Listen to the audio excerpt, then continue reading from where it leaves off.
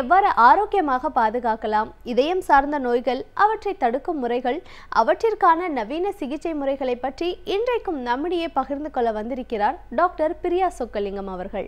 நிகழ்ச்சியில் அடுத்த பகுதியாக வரவிருப்பது பல்லாண்டு வாழ்ந்திட.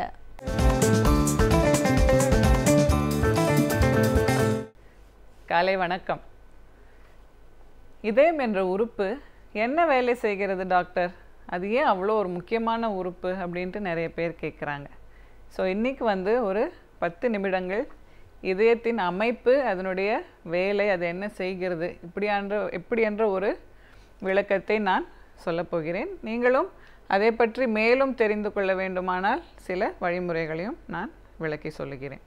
ஸோ இது நம்மளுடைய இதயத்தின் ஒரு மாடல், சரிங்களா? ஒருத்தருடைய கை அளவு தான் அவங்கவுங்க இதயம் இருக்குன்னு சொல்லுவாங்க. இப்போ என் கைக்குள்ளே இந்த இதயம் அடங்கியுள்ளது. ஸோ இதயத்தில் ரொம்ப முக்கியமாக நம்ம தெரிஞ்சிக்க வேண்டியது அதனுடைய அமைப்பு. இப்போ இதயம் தசையால் செய்யப்பட்ட ஒரு உறுப்பு. கீழே பார்க்கிறீர்கள், இந்த பிங்க் கலரில் இருக்கிறது ஃபுல்லாக இதய தசை. மயோகார்டியம் அப்படின்ட்டு அதுக்கு மெடிக்கல் டேர்ம் உண்டு, சயின்டிஃபிக்காக சொல்கிறோம். மயோகார்டியம்னா இதயத்தின் தசை. அதற்கு மேல் நீங்கள் பார்க்கக்கூடிய அந்த உறுப்புகள் இரத்த குழாய்கள், இதயத்திற்கு உள்ளே வரும் இரத்த நாளங்கள், இதயத்திற்கு வெளியே செல்லும் தமனிகள், அயோர்ட்டா என்று சொல்கிறோம்.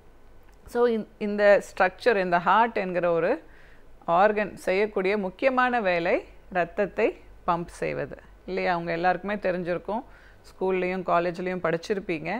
இதயத்தோட முக்கியமான வேலை இரத்தத்தை பம்ப் செய்து உடல் உறுப்புகள் அனைத்திற்கும் அதை செலுத்துவது தான் ஆகும். ஸோ இப்போ இரத்தத்தை பம்ப் செய்கிறது ரொம்ப முக்கியம்னு தெரியும் நமக்கு. அதில் இருக்கிற ஆக்சிஜன், பிராணவாயு, எனர்ஜி, நம் உண்ணுகின்ற உணவின் ஊட்டச்சத்து, இவை ரெண்டுமே இரத்தத்தின் மூலமாக நம் செல்ஸ் அனைத்திற்குமே, அதாவது உடலின் உள்ள அணுக்கள் அனைத்திற்குமே போகும்போது தான் உடல் ஒரு அழகாக ஒரு முழுமையாக வேலை செய்ய முடிகிறது. ஸோ இப்போ திறந்து பார்க்கலாம், இதயத்தின் உள்ளே சென்று பார்க்கலாம். எவ்வளோ பேருக்கு இதில் ஆர்வம் இருக்கின்றது?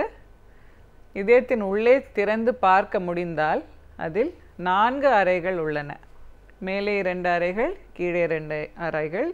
இந்த அறைகளின் வேலை இரத்தத்தை உள்வாங்கி இரத்தத்தை சீராக பம்ப் செய்து உடல் முழுவதும் பரப்புவது. இந்த அறைகளுக்கு நடுவே ஒரு செவுரு உண்டு. அதே மாதிரி இந்த அறைகளுக்கு இடையே வால்வ் அப்படிங்கிற ஒரு சின்ன ஒரு டிஷ்யூ இருக்குது. ஸோ வால்வுடைய வேலை இரத்தத்தை ஒரே சீராக, ஒரே டைரெக்ஷனில், ஒரே திசையில் தான் மேலிருந்து கீழும், கீழறையிலிருந்து ஆற்றி தமனிக்கும் செலுத்துவது. ஸோ இப்போ என்ன பார்த்துருக்கீங்கன்னா, இதயத்தில் 4 அறைகள், 4 வால்வுகள் உள்ளன. ஸோ இப்போ இதயத்தை முழுமையாக பார்க்கின்றோம். இப்போ இதயத்துக்கு மேலே சின்ன சின்ன லைன்ஸ், கோடுகள் தெரிகின்றதா? Blue colour, red colour lines தெரிகின்றது. ஸோ இதுதான் ரொம்ப ரொம்ப முக்கியமான கொரோனரி இரத்த குழாய்கள். கொரோனரி தமனிகள், கொரோனரி நாளங்கள், இதனுடைய வேலை என்னவென்றால் இதய தசைகளுக்கு, இதய தசையில் உள்ள அணுக்களுக்கு இடைவிடாமல் இரத்தத்தை செலுத்துவதாகும். ஸோ இதய தசையில் உள்ள ஒவ்வொரு செல்லுமே அந்த ஆக்சிஜன், பிராணவாயுக்கு ரொம்ப ரொம்ப சென்சிட்டிவான செல்ஸ். இடைவிடாமல் 24 மணி நேரமும் இதய தசைக்கு பிராணவாயு, ஆக்சிஜன் சென்றால்தான் அந்த இதய தசை பலமாக வேலை செய்து நம் உடல் உறுப்புகளை உயிரோடு வைத்திருக்க முடியும். புரிகிறதா?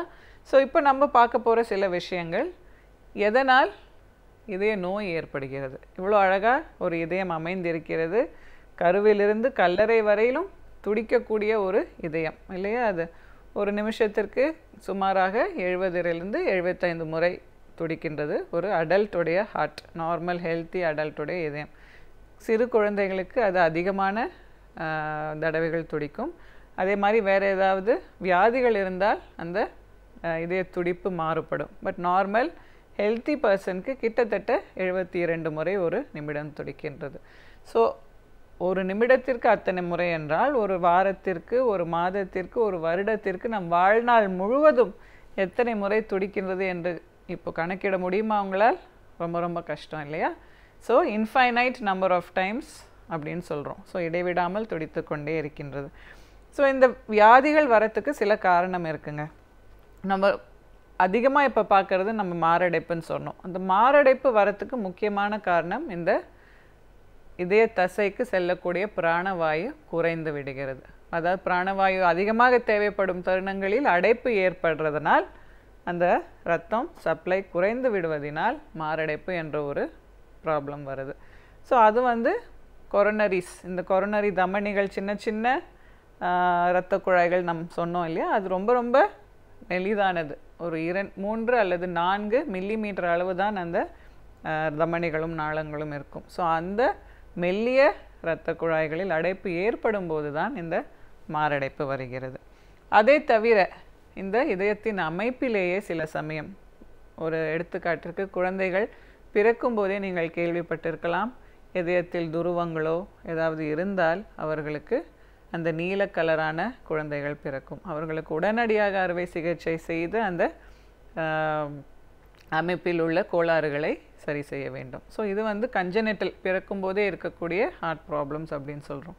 இன்னும் சில விதமான இதய வியாதிகள் என்ன என்று பார்த்தால், இதய தசை, இந்த மயோகார்டியம் அப்படிங்கிறத பார்த்தோம் இல்லையா, அந்த தசை வலுவிழந்து நல்ல ஒரு வலிமையாக செயல்படாமல் ரொம்ப வீக்காக செயல்படுறது. So myocardial disease or heart failure அப்படின்ட்டு இதை சொல்கிறோம். இதயம் செயல் இழக்கிறதுக்கு இன்னொரு பேர் ஹார்ட் ஃபெயிலியர். நல்லா எஃபெக்டிவாக துடிக்க முடியாது. இந்த சுருங்கி விரியறதுனால தான் நம்ம உடலுக்கு ஃபுல்லாக ரத்தம் போகிறது. அந்த சுருங்கி விரியும் அந்த எஃபெக்ட், அந்த எஃபிஷியன்சி ஆஃப் த ஹார்ட் குறைந்து விடுகிறது. அதை ஹார்ட் ஃபெயிலியர்னு சொல்கிறோம். அதுவும் ரொம்ப ரொம்ப அதிகமாக இப்போ பார்த்துட்டு இருக்கோம். ஹார்ட் அட்டாக், மாரடைப்பு வந்தவங்களுக்கு ஹார்ட் ஃபெயிலியர் வரலாம், இல்லை வேறு பல காரணங்கள்னாலும் ஹார்ட் ஃபெயிலியர் வரலாம். ஸோ இப்போ நம்ம ஸ்ட்ரக்சர், அமைப்பில் இருக்கிற கோளாறுகள்னாலையும், கொரோனரிஸ் இந்த இரத்த சப்ளை குறைவதனாலையும், மயோகார்டியம் இதய தசையே வியாதி அடைவதாலையும் சில பல இதய நோய்கள் வருகிறது என்பதை பார்த்துவிட்டோம். இதெல்லாம் உங்களுக்கு தெரிந்தால் என்ன டாக்டர் நன்மை, இதெல்லாம் எதுக்கு எங்களுக்கு சொல்கிறீங்க அப்படின்னு நீங்கள் கேட்கலாம். இதை புரிந்து கொண்டால்தான் நம் இதயத்தை நன்றாக எப்படி பேணி காக்க முடியும் அப்படிங்கிறதையும் உங்களுக்கு நான் விளக்கி சொல்ல முடியும். ஏன்னா பேசிக் எஜுகேஷன் அப்படின்னு சொல்கிறோம். ஸோ இப்போ நோயாளிகள் வருகிறார்கள், அவர்களுக்கு இதயம் சம்பந்தப்பட்ட வியாதிகள் இருக்கிறது, எடுத்துக்காட்டுக்கு மாரடைப்பு வந்திருக்கிறது என்று வைத்துக்கொள்வோம். எடுத்தவுடன் அவர்களுக்கு மருந்து மாத்திரைகள் கொடுக்கின்றோம், பெரிய பெரிய ட்ரீட்மெண்ட்லாம் கொடுக்கின்றோம். ஆனால் இந்த பேசிக் அண்டர்ஸ்டாண்டிங், எதனால் அவர்களுக்கு இந்த வியாதி வந்தது, அதை எப்படி அவர்களே சரி செய்து கொள்ள முடியும், அதாவது என்னென்ன வழிமுறைகளால், வாழ்க்கை முறைகளினால் அவர்கள் நல்ல ஆரோக்கியமாக இருக்க முடியும் அப்படின்ட்டு அடுத்த ஸ்டெப் பை ஸ்டெப் சொல்லும்போது அவர்களுக்கு அது நன்றாக புரிகிறது. அவர்கள் இதயம் ஒரு முக்கியமான உறுப்பு, அதில் இந்தெந்த அமைப்புகள், வேலைப்பாடுகள்லாம் இருக்கின்றன என்று சொல்லி நாம் விளக்கும்போது தான் இதனுடைய முக்கியத்துவம் ப்ளஸ் அதை எப்படி நாம் இந்த பிரச்சனைகள்லாம் வராமல் பார்த்துக்க முடியும் அப்படிங்கிற ஒரு உணர்வும் ஒரு விழிப்புணர்வும் அவர்களுக்கு ஏற்படுகிறது. ஸோ இதை வைத்துக்கொண்டு அடுத்த பாகத்தில் நாம் இன்னும் சில நுண்ணியமான விஷயங்கள் இதய நோய்களையும் பற்றியும் பார்க்கலாம். நன்றி. சமூகத்தில் நடக்கும் பல செயல்களை பற்றி நம்மிடையே பேசி அவற்றை நாம் எவ்வாறு எதிர்கொள்ள வேண்டும் என்பதை பற்றியும் ஒவ்வொரு நாளுமே பேசி வருகிறார் எழுத்தாளர் மனுஷபுத்திரன் அவர்கள். நிகழ்ச்சியில் அடுத்த பகுதியாக வரவேற்பது தீதும் நன்றும்.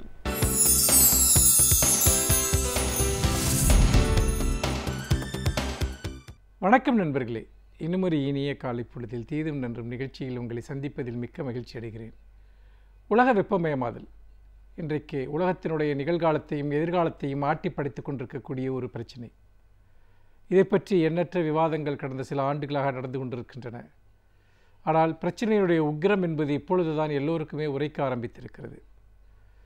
சமீபத்தில் தென்கொரியாவில் நடந்த ஒரு கருத்தரங்கம், உலகத்தினுடைய சுற்றுச்சூழல் பாதுகாப்பு தொடர்பான 196 நாடுகள் கலந்து கொண்ட அந்த கருத்தரங்கத்தில் சுமார் 40 நாடுகளைச் சேர்ந்த 91 அறிஞர்கள் சமர்ப்பித்த 6000 பக்க அறிக்கைகள், 6000 ஆய்வுக் கட்டுரைகள், அறிக்கைகள். அந்த அறிக்கைகளின் அடிப்படையில் இன்று உலகம் எதிர்கொண்டிருக்கக்கூடிய மிகப்பெரிய அபாயத்தை பற்றி இன்று உலகமே விவாதித்து கொண்டிருக்கிறது. அதாவது பிரபஞ்சத்தில் இதுவரைக்கும் நாம் அறிந்த அளவில் உயிரினங்கள் வாழக்கூடிய ஒரே கிரகமாக பூமி தான் இருக்கிறது. அப்படி உயிரினங்கள் வாழக்கூடிய கிரகமாக இருக்கக்கூடிய இந்த பூமி என்பது தொடர்ந்து உயிரினங்கள் வாழக்கூடிய ஒரு இடமாக இருக்குமா என்பது இப்பொழுது கேள்விக்குறியாகி இருக்கிறது. அதை பார்க்கிற போது இந்த ஐபிசிசி என்று சொல்லக்கூடிய அந்த அமைப்பினுடைய அறிக்கை சுட்டிக்காட்டக்கூடிய விஷயங்கள் என்பது நம்மை அச்சுறுத்துவதாக இருக்கின்றன. நமக்கு இன்னும் ஒரே ஒரு வாய்ப்பு தான் இருக்கிறது. அடுத்த 12 ஆண்டுகளுக்குள்ளாக பூமியினுடைய வெப்பத்தை 1.5% ஒரு அளவிற்குள் நீங்கள் கட்டுப்படுத்தாவிட்டால், அந்த செல்சியஸ் அளவிற்கு நீங்கள் கட்டுப்படுத்தாவிட்டால் நிச்சயமாக இந்த பூமி வாழ தகுதியற்ற ஒரு இடமாக மாறிவிடும் என்பதுதான் அந்த கூற்று. அதாவது 170 ஆண்டுகளுக்கு முன்பு இருந்ததை விட 1% செல்சியஸ் அதிக வெப்பத்தை இந்த பூமி இப்பொழுது அடைந்திருக்கிறது. இதற்கு முக்கியமான காரணம் நம்முடைய நவீன வளர்ச்சிகளின் காரணமாக வெளிப்படுத்தக்கூடிய கார்பன் டை ஆக்சைடு. இந்த கார்பன் டை ஆக்சைடினுடைய அந்த வெளியேற்றம் காரணமாகத்தான் இந்த பூமி வெப்பமாதல் என்பது மிக தீவிரமாக நடந்து வருகிறது. அப்படி பார்க்கிற போது கார்பன் டை ஆக்சைடை இன்றைக்கு கட்டுப்படுத்துவது தொடர்பான ஒரு பெரிய விவாதங்கள் நடந்து வருகின்றன. முக்கியமாக வளர்ந்த நாடுகள் இப்பொழுது வளர்ந்து வரும் நாடுகளை நோக்கி இந்த குற்றச்சாட்டை வைக்கின்றன. ஆனால் இந்த பூமி இவ்வளவு தூரம் வெப்பமடைந்ததற்கு வளரும் நாடுகளில் நடந்த தொழில் புரட்சி முக்கியமான ஒரு காரணம் என்பதை அவை மறந்து விடுகின்றன. முழு பொறுப்பையும் இன்றைக்கு அவை அதிக அளவில் கார்பன் டை ஆக்சைடை வெளிப்படுத்தி தங்களுடைய வளர்ச்சியை உருவாக்கி கொள்ளக்கூடிய நிர்பந்தத்தில் இருக்கக்கூடிய வளரும் நாடுகளின் மேலவை அந்த பழியை பொறுப்பை அவை சுமத்த முயற்சிக்கின்றன. இது ஒருபுறம் இருக்கட்டும். பூமியினுடைய வெப்பநிலை என்பது 1.5% செல்சியஸிற்குள் கட்டுப்படுத்தப்படாவிட்டால் என்ன நடக்கும் என்பதுதான் இந்த ஆய்வறிக்கைகளினுடைய ஒரு முக்கியமான ஒரு கண்டுபிடிப்பாகவும் கேள்வியாகவும் இருக்கிறது. அது என்னவென்று சொன்னால், நாம் நினைத்ததை விட வெகு வேகமாக புவியினுடைய வெப்பநிலை அதிகரித்து வருகிறது என்பதுதான். அதை பார்க்கிற போது இன்றைக்கு ஒரு அடுத்த 2030ற்குள் புவியினுடைய அந்த வெப்பநிலை அளவு என்பது கட்டுப்படுத்தப்பட வேண்டும். அதாவது 1.5% மேல் புவியினுடைய வெப்பநிலை அளவு போகாமல் பார்த்து கொண்டால் மட்டும்தான் இந்த பூமியில் உயிரினங்கள் எஞ்சியிருக்க முடியும். அந்த அளவை தாண்டிவிட்டால் இந்த பூமி மிகப்பெரிய ஒரு பேரழிவை சந்திக்கப் போகிறது என்பதுதான் அந்த ஆய்வறிக்கைகளினுடைய அடிப்படை. அப்படி பார்க்கிற போது இன்றைக்கு நீங்கள் 2030ற்குள்ளாக நீங்கள் பெருமளவு கார்பன் டை ஆக்சைடை கட்டுப்படுத்த வேண்டும், அதனுடைய உபயோகத்தை கட்டுப்படுத்த வேண்டும். 2050ற்குள் முற்றாகவே நீங்கள் அதை ஒழித்துவிட வேண்டும். அதாவது இயற்கையாக வெளிப்படக்கூடிய கார்பன் டை ஆக்சைடை தவிர மனிதர்கள் உற்பத்தி செய்யக்கூடிய அல்லது தொழில் வளர்ச்சிக்காகவோ நவீன வளர்ச்சிக்காகவோ பயன்படுத்தக்கூடிய எல்லா விஷயங்களும் கைவிடப்பட வேண்டும் என்பதுதான். இதை செய்வதற்கு நமக்கு இன்னும் 12 ஆண்டுகள் தான் அவகாசம் இருக்கின்றன என்று கடுமையாக அந்த அறிக்கை என்பது நம்மை எச்சரிக்கிறது. இதை நாம் சிந்தித்து பார்க்க வேண்டும். புவியினுடைய வெப்ப அளவு 1.5 அளவிற்கு செல்வது என்பது, அந்த செல்சியஸ் அளவிற்கு செல்வது என்பதே அபாயகரமான ஒன்று. அந்த 1.5% அளவிற்கு சென்றாலே சுமார் 70% பவளப்பாறைகள் அழிந்துவிடும் என்று சொல்கிறார்கள். இப்பொழுது இந்த 1% செல்சியஸ் அளவில் இருக்கக்கூடிய இந்த வெப்பநிலை காரணமாக இன்று மிகப்பெரிய அளவிற்கு புயல்கள் உருவாகின்றன, காடுகள் தீப்பற்றி எரிகின்றன, மிகப்பெரிய அளவிற்கு இன்று பருவநிலை மாற்றங்கள், ஒருபுறம் கடுமையான வறட்சி, இன்னொரு புறம் கடுமையான வெள்ளம், மழை. அதாவது நீங்கள் ஒரு மாதத்தில் பெய்ய வேண்டிய ஒரு மழை 2 நாட்களில் பெய்வது, 3 மாதத்தில் பெய்ய வேண்டிய மழை 3 நாட்களில் கொட்டி தீர்ப்பது. இதன் காரணமாக இயற்கை சமநிலையில் ஒரு மிகப்பெரிய ஒரு பேரழிவு என்பது இன்றைக்கு ஏற்பட்டிருக்கிறது. அதே போல் மிகப்பெரிய கடுமையான புயல்கள் உருவாகின்றன, கடல் சீற்றங்கள் உருவாகின்றன, பெரிய காடுகளில் வனங்கள் பற்றி எரிகின்றன. இது எல்லாவற்றையும் நாம் பார்க்கிற போது இது இன்னும் அதிகரித்தால், அதாவது 1.5% அளவிற்கு புவியினுடைய வெப்பம் அதிகரித்தால் என்ன நடக்கும் என்று சொன்னால், கடலில் இருக்கக்கூடிய பவளப்பாறைகளில் 70% அழிந்துவிடும், பூச்சி இனங்களில் பெரும்பகுதி அழிந்துவிடும். இதே 2% அளவிற்கு போகும் என்று சொன்னால் பவளப்பாறைகள் முற்றாக அழிந்துவிடும், உலகத்தில் இருக்கக்கூடிய பூச்சிகள், சிறு சிறு உயிர்கள் முற்றாக அழிந்துவிடும். அது மனிதகுல அழிவை அது நிச்சயமாக உறுதிப்படுத்தக்கூடிய ஒன்றாக இருக்கும். அப்படி இருக்கிற போது கடல் மட்டம் உயர்வதற்கு மிகப்பெரிய அளவிற்கு வாய்ப்பு இருக்கிறது. இப்பொழுது இருப்பதை விட ஒரு 10 அடி அளவுக்கு கூட கடல் மட்டம் உயரலாம் என்கிற போது இந்த சென்னை போன்ற ஒரு நகரம் முற்றாக அழிந்துவிடக்கூடிய ஒரு அபாயம் இருக்கிறது. அப்படி இருக்கிற போது மனிதகுலத்திற்கே அச்சுறுத்தலாக இருக்கக்கூடிய இந்த நவீன வளர்ச்சி தொடர்பாக நாம் இன்று அச்சத்துடன் அந்த விஷயங்களை எதிர்கொள்ள வேண்டியிருக்கிறோம். நாம் பயன்படுத்தக்கூடிய வாகனங்கள் அல்லது மின் உற்பத்திக்காக பயன்படுத்துகிற அனல் மின் நிலையங்கள், தொழிற்சாலைகள், இவையெல்லாம் வெளிப்படுத்தக்கூடிய இந்த கார்பன் டை ஆக்சைடை நாம் எப்படி கட்டுப்படுத்தப் போகிறோம், முற்றாக எப்படி கைவிடப் போகிறோம் என்பதில் தான் மனிதகுலத்தினுடைய எதிர்காலம் இருக்கிறது. நாம் அனைவரும் உடனடியாக கவலைப்பட வேண்டிய, ஒவ்வொரு அரசும் அது சார்ந்த கொள்கை சார்ந்த திட்டங்களை, மாற்று வழிமுறைகளை கண்டுபிடிக்க வேண்டிய காலம் இது என்பதை அந்த அறிக்கை நமக்கு சுட்டிக்காட்டுகிறது. மீண்டும் இன்னும் ஒரு புதிய சிந்தனையோடு உங்களை சந்திக்கிறேன். நன்றி, வணக்கம். இப்பகுதியின் மூலமாக ஒவ்வொரு நாளும் ஒவ்வொரு துறையை பற்றி முழுமையான தகவல்களை அறிந்து கொண்டு வருகிறோம். அந்த வகையில் இன்றைக்கும் ஒரு துறையை பற்றிய முழு தகவல்களையும் தெரிந்து கொள்ளலாம். நிகழ்ச்சியில் அடுத்த பகுதியாக வரவிருப்பது சிறப்பு விருந்தினர்.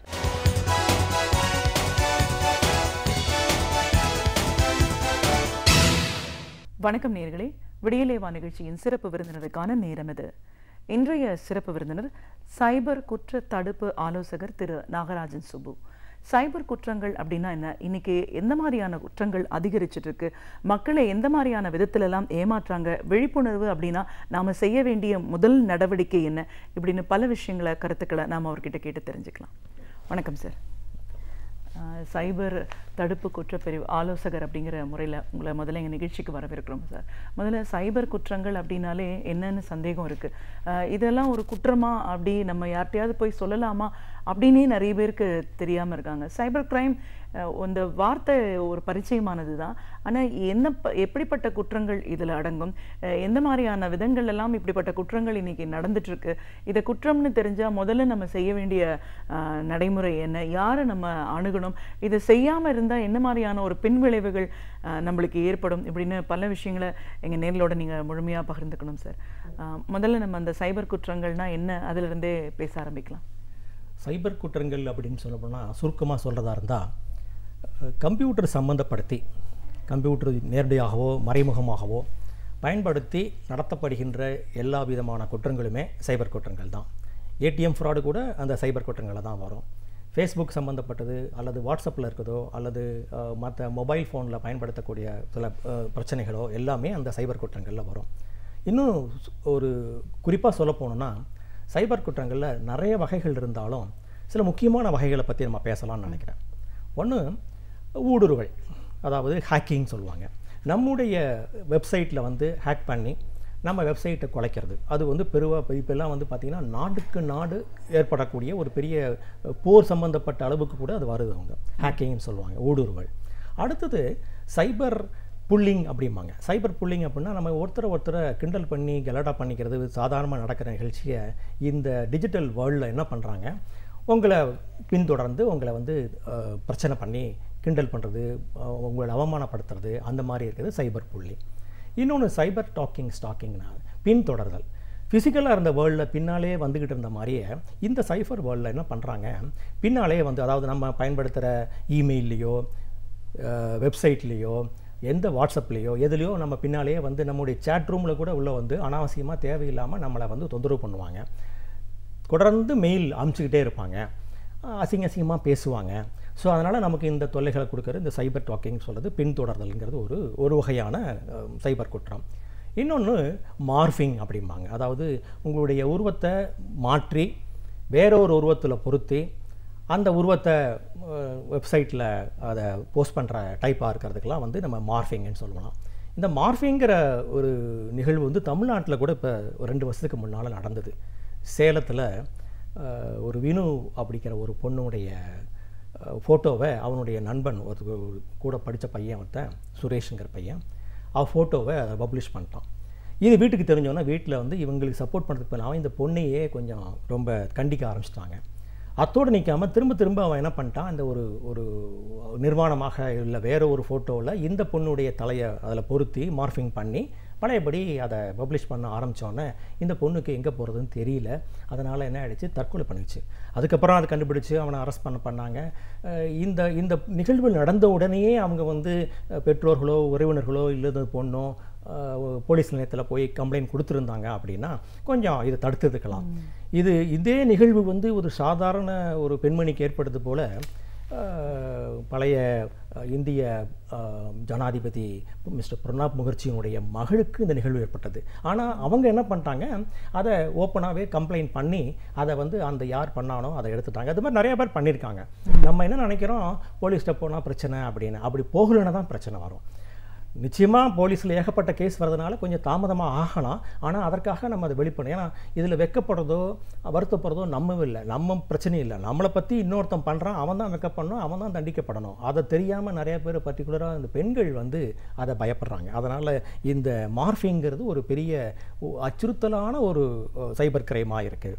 அடுத்தது credit card fraud, debit card fraud, ATM fraud, அப்புறம் மொபைல் ஃபோனில் உங்களுக்கு கூப்பிட்டு வேலை கிடச்சிருக்கு அப்படின்னு சொல்லி அந்த ஜாப் சம்மந்தப்பட்ட ஃப்ராடு, இது போன்ற ஃப்ராடெல்லாம் வந்து இந்த சைபர் கிரைமில் வரும். இந்த சைபர் கிரைமை வந்து நம்ம அதான் மொத்தமாக சுருக்கமாக சொல்ல போனால் கம்ப்யூட்டர் சம்மந்தப்பட்ட எந்த வகையான ஒரு குற்றங்களையும் நம்ம அதில் கொண்டு வந்துட முடியும். ஓகே. ஸோ இப்போது நீங்கள் சொன்ன விஷயங்களில் நிறைய இதெல்லாம் குற்றமாக வெளியில் சொல்லலாமா அப்படின்னு ஒரு சந்தேகத்தோடையே நிறைய பேர் இன்றைக்கி இருக்கிறத நம்ம பார்க்குறோம். இந்த ஒவ்வொரு வகையையும் நம்ம இன்றைக்கி விரிவாக பேசணும் அப்படின்னாலும் இது நம்ம ஒரு குற்றம் அப்படின்னு நம்ம தெரிஞ்சுக்கிட்டோம், இதை வந்து தடுக்கணும், இதை நிறுத்தணும் அப்படின்னு நினைக்கிறவங்க என்ன விஷயங்கள் எல்லாம் செய்யணும்? உதாரணமாக இந்த சைபர் ஸ்டாக்கிங் அப்படின்னு சொன்னோம், பின்தொடர்தல். இந்த குற்றம் நமக்கு வந்திருக்கு, நம்ம குடும்பத்தாருக்கு வந்திருக்கு அப்படின்னா என்ன பண்ணணும்? ஆக எப்படி வருவாங்க? நம்முடைய இமெயிலில் வந்திருக்காங்க, நம்முடைய வெப்சைட்டில் வந்து தொந்தரவு பண்ணுவாங்க, நம்ம சேட் ரூமில் வந்து நம்மளை பண்ணியிருப்பாங்க, இல்லை கண்டினியூஸாக தொடர்ந்து ஏதாவது இமெயில் அனுப்பிச்சிக்கிட்டே இருப்பாங்க அப்படின்னா உடனே அவங்கள பிளாக் பண்ணலாம். அது வந்து ஒரு இனிஷியல் மெத்தடு. அதையும் மீறி அவன் என்ன பண்ணுவான், வேற ஒரு பேரில் உள்ள நுழைவான் திரும்ப. அப்படி வரப்போ என்ன பண்ணணும், எந்த காரணத்தை கொண்டோ நமக்கு வந்து அந்த இமெயிலையோ அல்லது அந்த உள்ளே வந்த சேட் ரூமுடைய ஸ்க்ரீன்ஷாட்டையோ அழிச்சிடக்கூடாது, பயந்துக்கிட்டு அழிச்சிடக்கூடாது. இதெல்லாம் நம்ம ரீட்டர்ன் பண்ணியே ஆகணும். அதை வந்து ஒரு எவிடன்ஸாக நம்ம அதை கலெக்ட் பண்ணிவிட்டு அதை நம்ம பின்னால் அது அந்த பிரச்சனை உதாரணமாக வரக்கூடிய ஒரு நிலை ஏற்படுங்கிற போது இதெல்லாம் நமக்கு எவிடன்ஸாக பயன்படும். பெரும்பாலான கேஸில் சொல்ல தான் செய்வாங்களே தவிர அதுக்கான ரெக்கார்டை வந்து என்ன பண்ணுவாங்க, இவங்களே அழிச்சிருவாங்க. அது வந்து முக்கியமாக நம்ம எல்லோருடைய நேயர்களுக்கு சொல்லக்கூடியது வந்து இந்த மாதிரி தகவல்களை பயந்து போய் நம்ம அழிச்சிடக்கூடாது, அதை எவிடன்ஸை வச்சுக்கணும். முதல்ல அந்த பிரச்சனையிலேருந்து வெளிவருவதற்காக முயற்சிகளை செய்யணும். மீண்டும் மீண்டும் வரக்கூடிய வாய்ப்புகள் இருந்தால் நம்ம பெற்றோர்கள்ட்டையோ உறவுகள்கிட்ட சொல்லி போலீஸில் கம்ப்ளைண்ட் கொடுக்கணும். கம்ப்ளைண்ட் கொடுக்குறப்ப வெறுமன லெட்டர் எழுதி கொடுத்தா மட்டும் பத்தாது, இந்த எவிடன்ஸ்லாம் தேவை. இந்த எவிடன்ஸ் என்னென்னா ஸ்க்ரீன்ஷாட்டோ அல்லது டெலிஃபோனில் பேசினா அந்த டெலிஃபோன் உரையாடல்களை பதிவு. இப்போ தான் நமக்கு இருக்கிற எல்லா மொபைல் ஃபோன்லேயுமே உடனே ரெக்கார்ட் பண்ண முடியும். அதை ரெக்கார்ட் பண்ணி காட்டிக்கணும். இது ஒரு வகையாக நம்ம வந்து அந்த சைபர் ஸ்டாக்கிங்லேருந்து தப்பிச்சுக்கலாம். சரி, வெப்சைட்டில் வந்து நம்மளை ஹேக் பண்ணுறாங்க அப்படின்னா முதல்ல நம்ம வெப்சைட்டுக்கு உள்ளே போகிறதுக்கு முன்னாலே அந்த வெப்சைட் வந்து செக்யூர்டு வெப்சைட்டா அப்படின்னு நம்ம பார்க்கணும். ஒரு www.suntv.com அப்படின்னா அது வந்து சரியான, அல்லது கலைஞர்டிவி.com அப்படின்னு இருந்தால் அது சரியான ஒரு உண்மையான வெப்சைட்டுன்னு இருக்கணும். அதில் அதுக்கு முன்னால் HTTPS அப்படின்னு இருந்தால் தான், அதாவது என்னென்னா அந்த பர்டிகுலர் வெப்சைட் வந்து செக்யூர்டு, எஸ் அப்படிங்கிறது செக்யூர்டு இருந்தால் தான் நம்ம வந்து அதில் டிரான்சாக்ஷன் பண்ணலாம். வெறுமன தகவல்களை பார்க்குறதுக்கு HTTPSங்கிறது இருக்க வேண்டியதில்லை, HTTP மட்டும் இருந்தால் போகிறோம். அது என்ன பண்ணிருக்கோம், http://www.kalingartv.com அப்படின்னு இருக்கும். அதில் வந்து தகவல்களை நம்ம பார்க்க தான் போகிறோம், நம்ம எந்த விதமான டிரான்சாக்ஷன்ஸ்லையும் பண்ண மாட்டோம். அதனால் அது செக்யூரிட்டி இருக்கணுங்கிற அவசியம் இல்லை. ஆனால் அந்த ஒரு வெப்சைட்டில் நம்ம ஒரு டிரான்சாக்ஷன் பண்ண போகிறோம், ஒரு வனவரவோ அல்லது செய்ய போகிறோம், இல்லை நம்மளுடைய தகவல்களை அதில் பரிமாற போகிறோம் அப்படின்னா அதில் எஸ் இருக்கான்னு பார்க்கணும். இது ஒரு வகை. அதோட அந்த அது பர்டிகுலராக நம்ம பேங்க் சைட்டில் தான் ரொம்ப முக்கியமாக பார்க்கணும். www.indianbank.com அப்படின்னு ஒரு சைட் பார்த்திங்கன்னா அது எங்கேயோ போகும். ஏன்னா அந்த indianbank.comங்கிற உடைய URL வேறு யாரோ வச்சுருந்தனால அதனால் அவங்க என்ன பண்ணிட்டாங்க, indian-bank.com அப்படின்னு வச்சாங்க. அதனால் நம்ம முதல்ல என்ன பண்ணோம், இந்த மாதிரியான உண்மையான வெப்சைட் எது, அதனுடைய URL அட்ரஸ் என்னங்கிறத தெரிஞ்சுக்கிட்டு அதில் HTTPS இருக்கான்னு பார்த்துட்டு செய்யணும்.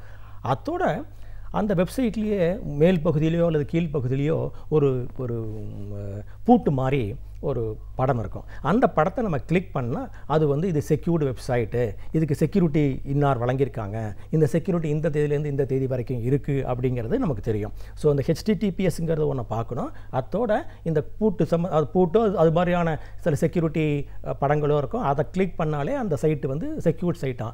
ஸோ அந்த மாதிரி செக்யூர்ட் சைட்டில் தான் நம்மளோட யூசர் நேமையோ பாஸ்வேர்டே கொடுக்கணும்.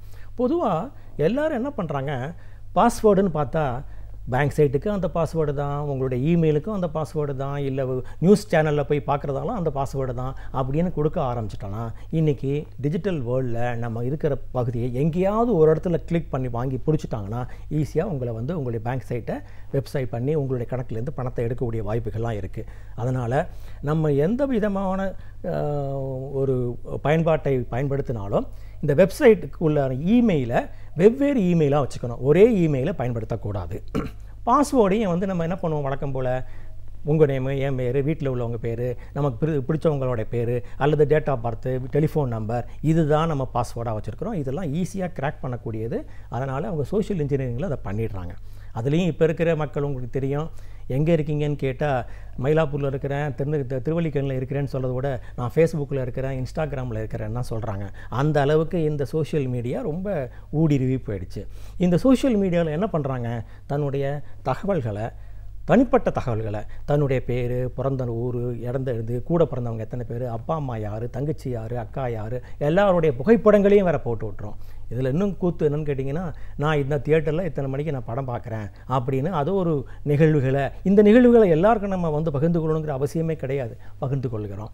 அப்புறம் ஊருக்கு போகிறோம் அப்படின்னா, நான் இத்தனாம் தேதி குற்றாலம் போகிறேன், 4 நாள் வரமாட்டேன், அதுக்கப்புறம் உங்களெல்லாம் பார்க்குறேன் அப்படின்னு எனக்கு அங்கேருந்து எனக்கு வெப்ஸ் கிடைக்குமா கிடைக்காதோ தெரியல, அதனால் நெட்டு இருக்காது, உங்களை அப்புறம் பார்க்குறேன்னா தெரிஞ்சு போச்சா. அப்போ ஆனவன் என்னவான், இந்த வீடு பூட்டப்பட்டிருக்குன்னு தெரியும், வீட்டில் வந்து திருட்டுட்டு போயிடுவான். இந்த மாதிரி தகவல்களை நம்ம வந்து வெளியில் தேவையில்லாத தகவல்களை இந்த வெப்சைட்டில் பழகிறதுனால நம்மளை நாமே எக்ஸ்போஸ் பண்ணிக்கிறோம். இன்னொன்று, இந்த புகைப்படங்கள் எடுப்பதும் செல்ஃபி எடுப்பதும் உடனே ஒரு மணி நேரத்துக்கு ஒரு தடவை, சமீபத்தில் கூட ஒரு ப்ரோக்ராம் பார்த்தேன் நான், ஒருத்தவங்க வந்து 300-400 புகைப்படங்களை ஒரு மாதத்துக்குள்ளே எடுப்பாங்கங்கிற சொல்லியிருக்காங்க. ஆச்சரியமாக இருக்குது. என்ன தான் ஓசியில் கிடைக்கிது, என்ன தான் புகைப்படம் இருந்தாலும் அத்தனை புகைப்படங்கள் எடுத்து அது ஒரு மேனியாவோ ஒரு அடிக்ஷன் ஆகிடுறாங்க. ஸோ இந்த மொபைல் ஃபோனோ அல்லது ஃபேஸ்புக்கோ இவங்களுக்கு ஒரு போதை மாதிரி ஆகிறனால அவங்க அதுலேருந்து மீண்டு வர முடியாமல் எந்த தகவலை தரணுமோ அந்த தகவலை எல்லாத்துக்கு மேலே கொடுத்து தங்களை தாங்களே இந்த உலகத்தில் ஒரு நிறுவனமாக ஆக்கிக்கொள்கிறாங்க தான் சொல்ல முடியும். நம்ம நிறைய வகை ஆரம்பத்துலேருந்தே பேசணும் எந்த மாதிரியான ஒரு குற்றங்கள்னு. பெண்கள் சார்ந்த சில விஷயங்களை நீங்கள் முன்னாடியே சொன்னீங்க அப்படின்னாலும் இன்னைக்கு பெண்களுக்கு மிகப்பெரிய ஒரு அச்சுறுத்தல் சோஷியல் மீடியான்னு நம்ம சொல்கிற அளவுக்கு பிரச்சனைகள் வந்துட்டு இருக்கிறத பார்க்குறோம். எப்படிப்பட்ட ஒரு பிரச்சனைகள் வரும், அதை வராமல் தடுக்கணும் அப்படின்னா இதை எப்படி கையாளணும் பெண்கள்? இந்த சைபர் குற்றங்கள் ஆண் பெண்ணுன்னு பார்க்காம எல்லாருக்கும் தான் வருது. ஆனால் குறிப்பாக பெண்களுக்கு அதிகமாக வர்றதுக்கு காரணம் என்னன்னா, நம்முடைய சோஷியல் லைஃப்பில் பெண்களை வந்து ஒரு பாலின வகையில் சமமாக நம்ம ட்ரீட் பண்ணுறது இல்லை. ஏன்னா ஆண்னா ஆண் வர்க்கம் உள்ளவன், அதிகாரமிக்கவன், வலிமை மிக்கவன், அந்த யாரையும் நம்பி இருக்கல அப்படிங்கிற ஒரு எண்ணம் உருவாக்கப்பட்டிருக்கு. பெண்ணுன்னா ரொம்ப அன்பானவள், கருணை மிக்கவள், எதையும் தாங்கிக் கொள்ளக்கூடியவள், அடங்கி போகவோ அப்படிங்கிற மாதிரி இருக்கிறதுனால இந்த பாலின வேறுபாட்டின் காரணமாக இந்த சைபர் கிரைம் பண்ணுறவங்க என்ன பண்ணுறாங்க, இந்த பெண்கள் மீது ஒரு குறிப்பாக ஒரு 4-5 வகையான குற்றங்களை அதிகமாக செலுத்துறதாக ஒரு ஸ்டாட்டிஸ்டிக்கல் டேட்டா சொல்லுது.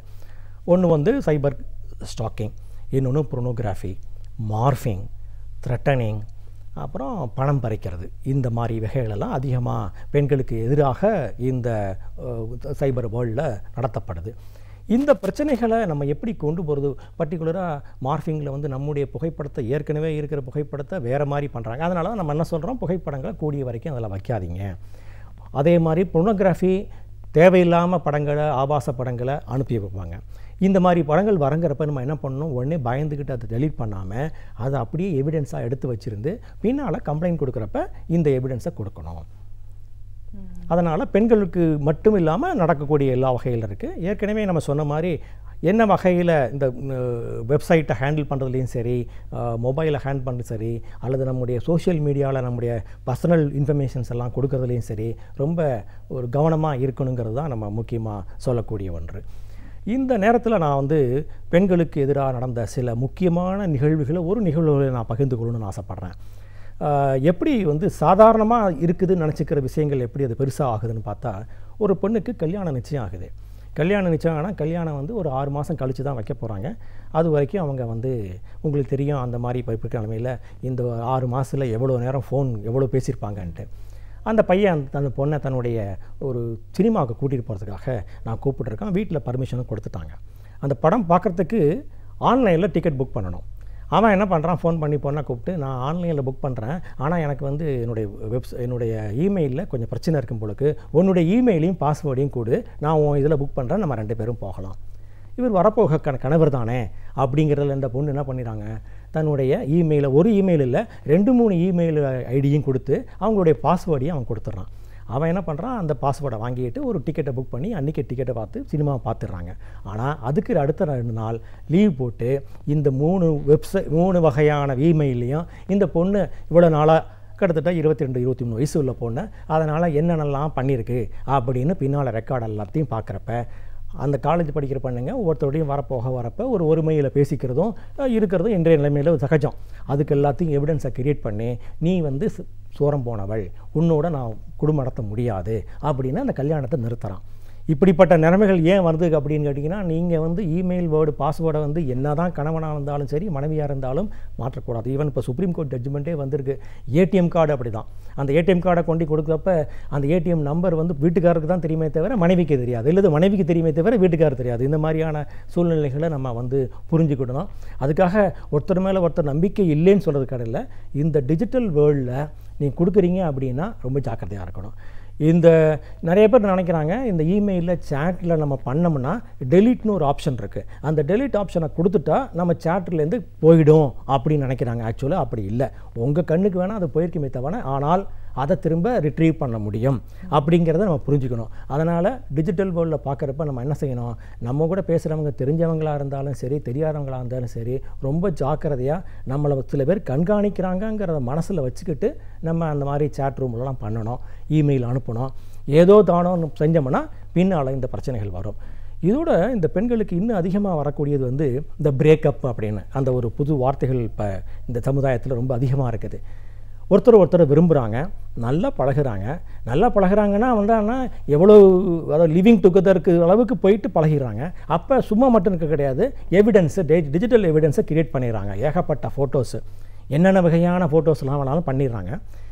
திடீர்னு மனஸ்தாபம் ஏற்படுது, பிரேக்கப்னு ஒரு வார்த்தையில் சொல்லிட்டு பிரிஞ்சிடுறாங்க.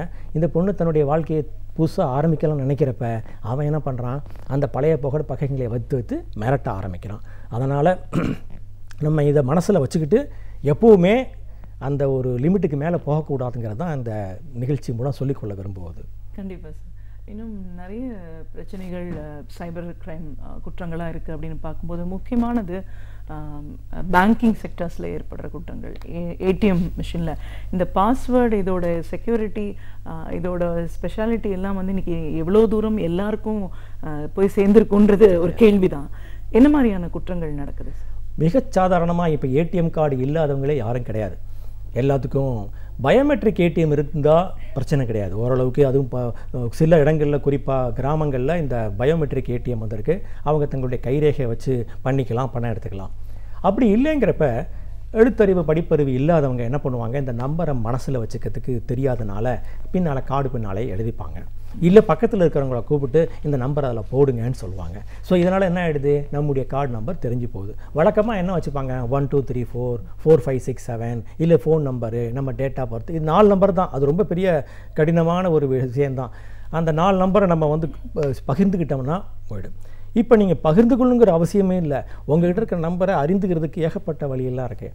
பர்டிகுலராக ஒரு ஏடிஎம் ரூம்குள்ளே போகிறதுக்கு முன்னால் நம்ம முக்கியமாக பார்க்க வேண்டியது, அந்த கார்டை நுழைக்கக்கூடிய ஒரு சின்ன ஒரு இடம் இருக்கு இல்லைங்களா, அந்த இடத்துல அந்த வழக்கமாக ஒரிஜினலாக இருக்க வேண்டிய அந்த ஸ்லாட்டில் இதுக்கு மேலே இன்னும் ஒரு ஸ்லாட்டை பதிச்சு வச்சுருப்பாங்க. அதை பார்த்தாலே தெரியும், கையை வச்சு பண்ணாலே தெரிஞ்சிடும் நமக்கு. அதுக்காக போய் எல்லா மிஷினையும் ஆட்டணுங்கிற அவசியம் இல்லை. இருந்தாலும் சந்தேகப்பட மாதிரி ஒரு சிச்சுவேஷன் இருந்தால் அந்த இடத்துல அந்த ஏடிஎம்மை பயன்படுத்தாதீங்க. கூடிய வரைக்கும் ஐசோலேட்டடாக இருக்க ஏடிஎம் ரூமை போகாதீங்க. ஆட்களே வராத ஏடிஎம் ரூமில் போகாதீங்க. நல்ல கும்பல் இருக்கக்கூடிய இடத்துல போங்க. ஏன்னு கேட்டால் அது ஒரு சமயம் நம்ம பண்ணாலும் அடுத்தது பண்ணணும். இன்னொன்று அந்த சிசிடிவி கேமரா இருக்கான்னு பார்த்துட்டு பண்ணுங்க. இந்த கார்டை கொடுக்குறப்ப என்ன ஆகுதுன்னா, இந்த ஸ்லாட் மேலே இன்னொரு பொய் ஸ்லாட்டை உள்ளே வச்சு இந்த கார்டை பண்ணிவிடுவாங்க. அப்போ என்ன ஆகும், நம்ம கார்டுடைய ஃபுல் பர்டிகுலர்ஸ் டீட்டெயில்ஸும் அதில் வந்துடும். அந்த பாஸ்வேர்டை நம்ம அனுப்புகிறப்ப அந்த பாஸ்வேர்டை நம்ம அந்த பின் நம்பரை அடிக்கிறப்ப என்ன அடிக்கிறோங்கிறத தெரிஞ்சுக்கிறதுக்காக மேலே ஒரு சின்ன கேமராவும் இருக்கும். நம்ம ஏடிஎம்மை பார்க்குறப்பே நம்ம இந்த மாதிரி பகுதியெல்லாம் இருக்கான்னு பார்த்துக்கிட்டு செய்யணும். அது சாதாரண மக்களுக்கு தெரியறது ரொம்ப கம்மி. அதனால தான் நான் சொன்னது வந்து நல்ல கும்பலாக இருக்கிற ஒரு இடத்துல போய் பண்ணுங்கள், ஐசோலேட்டர் இருக்கிற இடத்துல பண்ண வேண்டாம்னு.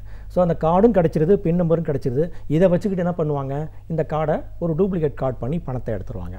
இப்போ சமீபத்தில் இன்னும் ஒரு புதிய வகையில் அதை பண்ணியிருக்காங்க. எப்படின்னா ஒரு நெருப்பு குச்சியும் ஒரு பிளேடு மட்டும் வச்சு அந்த காய்த்துக்காங்க. என்ன பண்ணிருக்காங்கன்னா நம்ம அந்த பின் அடிக்கிற அந்த பேடில், நம்பர் பேடில் சைடில் கொண்டு அந்த பின் அந்த நெருப்பு குச்சியை சொருகி வச்சுருவாங்க. அப்படின்னா என்ன ஆகுனா அந்த பேடு வந்து ஃபங்க்ஷன் ஆகாது. ஸோ நீங்கள் என்ன பண்ணுவீங்க, கார்டை போட்டுட்டு அடுத்தது பின் நம்பரை அமுத்துறப்ப பின்னு உள்ளே அடிக்காது, இவன் பக்கத்துலேயே வந்து நிற்பான். உண்மையிலே சொல்லப்போனால் ஏடிஎம் ரூம்னு ஒருத்தர் ஆப்ரேட் பண்ணுறப்ப இன்னொருத்தர் போகக்கூடாதுங்கிறது விதி. ஆனால் யாரும் கடைபிடிக்கிறது கிடையாது. பக்கத்தில் நின்று அம்மா என்னம்மா பண்ண வரலையா அப்படின்னு உங்களை என்ன பண்ணுவான், பக்கத்தில் இருக்கிற ஏடிஎம்மில் இதில் போட்டு பாருங்கம்மா உங்களுக்கு வருமா. பக்கத்தில் ஏடிஎம்மில் கார்டை போட்டு இவங்க என்ன பண்ணுவாங்க, இதை கேன்சலே பண்ணியிருக்க மாட்டாங்க. ஏற்கனவே உள்ளே நுழைச்ச அந்த ஏடிஎம் கார்டை எடுத்து பக்கத்தில் இருக்கிற அந்த ஏடிஎம்மில் உள்ளே நுழைச்சிட்டு பின்னை போடுவான். இவன் பார்த்துக்கிட்டே இருப்பான். இதுக்குள்ளே என்ன பண்ணுவான், இவன் இந்த பின்னை அந்த சொருகப்பட்ட அந்த நெருப்பு குச்சியை எடுத்துட்டான்னா அந்த பேடு வந்து ஒர்க் பண்ண ஆரம்பிச்சிடும். ஏற்கனவே இந்த கார்டை படிச்சிருக்கிறதுனால இந்த கார்டினுடைய டீட்டெயில்ஸ் அந்த மிஷினில் இருக்குது. பின் நம்பரை மட்டும்தான் அனுப்பணும். பின் நம்பரை அமுத்தி பணத்தை எடுத்துருவான். ஸோ இவங்க 500 ரூபா எடுத்திருப்பாங்க. சைட் பை சைடாக இவன் என்ன அமௌண்ட் எடுக்கிறானோ அந்த அமௌண்ட்டு கணக்குலேருந்து வந்துடும். அதனால் கூடிய வரைக்கும் யாருடைய உதவியும் கேட்காதீங்க. இது ஒரு முக்கியமானது. சில பேர் ஃபோன் பண்ணி உங்களுடைய பாஸ்வேர்டு என்ன, யூசர் நேம் என்ன, பின் நம்பர் என்ன, பேங்க் கணக்குடைய சம்மந்தப்பட்ட டீட்டெயில்ஸ்லாம் நாங்கள் கேட்குறோம், நீங்கள் சொல்லலைன்னா உங்கள் கணக்கு வந்து நிறுத்தப்பட்டுரும் அப்படின்னு சொல்லுவாங்க. எந்த வங்கியும் ஃபோன் மூலமாகவோ மெயில் மூலமாகவோ உங்களுடைய யூசர் நேமோ பாஸ்வேர்டை கேட்க மாட்டாங்க. தயவுசெய்து கொடுக்காதீங்க. இதுதான் நம்ம வந்து வங்கித்துறையில் சம்மந்தப்பட்ட வகையில் செய்யணுது. அப்படியே நடந்துருச்சு, நம்மளுக்கு தெரியாமல் நடந்து போச்சு அப்படின்னா உடனடியாக நீங்கள் வங்கிக்கு தகவலை கொடுத்துடணும். அப்படி கொடுத்துட்டா அதுக்கு பின்னால் ஏற்படக்கூடிய எந்த வகையான ஃப்ராடையும் அந்த வங்கியே திரும்பி கொடுத்துரும், அந்த பணத்தை நம்ம கொடுத்துருவோம். அதே மாதிரி இந்த பிரச்சனைகள் நமக்கு மீறி இந்த மாதிரி அந்த ஏடிஎம்மில் ஏதோ ஒரு ஸ்லாட்டை வச்சுருந்து தப்பு நடத்தியிருக்காங்கன்னா அதுக்கான நஷ்டத்தையும் அந்த வங்கி கொடுத்துரும். அதை நம்ம புரிஞ்சுக்கிட்டு கரெக்டாக செஞ்சிடணும். அதே மாதிரி இந்த நிகழ்வுகள் நடக்கிறப்ப அந்த ஸ்லிப்பு வருது பார்த்தீங்களா, அந்த ஸ்லிப்பை நிறைய பேர் என்ன பண்ணுறாங்க, அங்கேயே போட்டு வந்துடுவாங்க. அப்படி போடக்கூடாது. அந்த ஸ்லிப் பத்திரமா வச்சுக்கணும். அடுத்த வங்கி கணக்கு ஸ்டேட்மெண்ட் வர வரைக்கும் பார்த்து கரெக்டாக இருக்கா, இந்த அமௌண்ட் வந்திருக்கான்னு பார்க்கணும். அப்புறம் எல்லா டிரான்சாக்ஷன்ஸுன்னு வர நமக்கு ஒரு எஸ்எம்எஸ் வரும். நிறைய பேர் அந்த எஸ்எம்எஸை பார்க்குறதும் கிடையாது, பார்த்தாலும் அதை ஒரு சீரியஸாக எடுத்துக்கும் கிடையாது. உடனடியாக நம்ம யோசித்து பார்த்து நம்ம எடுத்தோமா போனோமா, இது என்ன புதுசாக வந்திருக்கேங்கிறத பார்த்துட்டு எவ்வளோ குயிக்காக நம்ம உடனே பேங்கிக்கு அதுக்கு வந்து 24/7க்கு கான்டாக்ட் நம்பர்லாம் இருக்குது. அதை தகவலை பதிவு பண்ணுங்க. தகவல் பதிவு பண்ணது உடனே அதனான ரெக்கார்டையும் நீங்கள் கிரியேட் பண்ணுங்கள். ஸோ தட் நம்ம வந்து பின்னால் வங்கிக்கிட்ட போய் அந்த பணத்தை நம்ம திரும்பி பெறக்கூடிய வாய்ப்புகள் இருக்குது. குற்ற தடுப்பு ஆலோசகராக சைபர் குற்றங்கள் அப்படின்னா என்ன, இதோட பாதிப்பு, இதோட விளைவுகள் அப்படின்னு பார்க்கும்போது எவ்வளோ தீவிரமாகுது. நம்ம ஒரு பேங்க் அக்கௌண்ட் முதல் கொண்டு ஒரு பெண்கள் அவங்களுடைய பின்தொடர்தல், அவங்களோட லைஃப் ஸ்டைலே மாற்றக்கூடிய ஒரு நிலையில் வாழ்க்கையே பறிபோகிற அளவுக்கு பெரிய ஒரு குற்றமாக மாறக்கூடிய சூழல் வெகு சாதாரணமாக ஏற்படுது. அவங்கள அறியாமலே பல விஷயங்களை நம்ம செய்யக்கூடிய ஒரு சூழலில் இப்படிப்பட்ட ஒரு தவறுகள் நடக்குது. ஆனால் இதை வெளியில் சொல்லக்கூடிய ஒரு நிலையில் இன்னைக்கு பெண்கள் இல்லை. அதற்கான ஒரு விழிப்புணர்வு தேவையாக இருக்குது. முதல்ல ஒரு காவல்துறையில் போய் இது ஒரு குற்றம் அப்படிங்கிற ஒரு கம்ப்ளைண்ட் பண்ண வேண்டிய அவசியம் என்ன, அப்படி பண்ணாததுனால எப்படிப்பட்ட பிரச்சனைகள் எல்லாம் நாம் சந்திக்க வேண்டியிருக்கு. ஒரு விழிப்புணர்வுன்னா நம்ம ப்ரிகாஷன் என்ன மாதிரியான விஷயங்கள் எல்லாம் எடுக்கணும்னு பல விஷயங்களை கருத்துக்களை எங்களோட பகிர்ந்துட்டதுக்கு நன்றி. பல்கலைக்கழகங்களிலிருந்து புத்தகங்களை படித்து நாம் அறிந்து கொள்ள வேண்டிய பல அரிய தகவல்களை நமக்காக ஒவ்வொரு நாளுமே இனிமையான தமிழில் வழங்கி கொண்டிருக்கிறார் பேராசிரியர் சுபவீரபாண்டியன் அவர்கள். இன்றைக்கும் நமக்காக பல தகவல்களை கொண்டு வந்திருக்கிறார். அவற்றை கவனிக்கலாம். நிகழ்ச்சியில் அடுத்த பகுதியாக வரவேற்பது ஒன்றை சொல் நன்றே சொல்.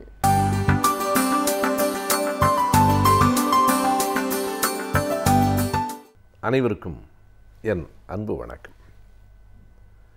நமக்கு நடைமுறை வாழ்வில் பொதுவாக பல நம்பிக்கைகள் இருக்கின்றன. ஆனால் அந்த நம்பிக்கைகள் சில வேளைகளில் அனுபவத்தில் தவறென்று படுகிறது.